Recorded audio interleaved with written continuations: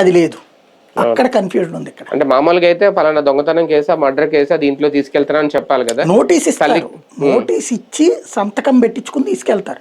అందులో వారెంట్ మీద అన్నారు, ఆ వారెంట్ అన్నప్పుడు వారెంట్ ఎగ్జిక్యూట్ చేస్తున్నట్టు సంతకం పెట్టించుకుంటారు. ఈవెన్ నేరుగా కోర్టులో సబ్మిట్ చేయాలి, కోర్టుకు కూడా సబ్మిట్ చేయలేదుగా, కోర్టు వారెంట్ మీద అన్నారు ఇది. ఇంకోటి మొదట్లో జరిగిన ప్రచారం ఏంటి, ఫోక్సో కేసు అన్నారు జనాలు మోసం చేయడానికి. ఫోక్సో కేసు లేదని వాళ్ళ మరదలే చెప్పింది.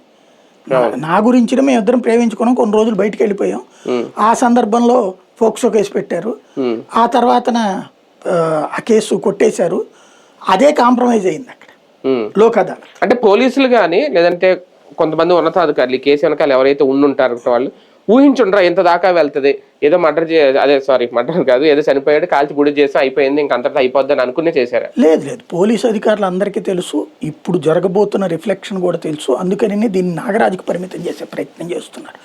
ఎందుకంటే తగలబెట్టమని వాళ్ళు చెప్పారు అంటే బయటకు వస్తుందని భయపడ్డారు.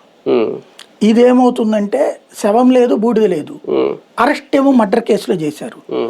సాధారణంగా ఇట్లాంటిది ఏంటి, హేబియస్ కార్పస్ చేసినప్పుడు అని మేము పంపించేసామండి అని సీసీటీవీ ఫుటేజ్ ఆడి బయటికి వెళ్ళిన రోజు వరకు ఇవ్వాలి, బయటికి వెళ్ళింది లేదు అక్కడ సీసీటీవీ ఫుటేజ్. ఓవరాల్గా ఇదంతా ఫ్రేమ్ అవుతామని తెలుసు, మొత్తం అందరిని ఇరికించకుండా నాగరాజు వరకు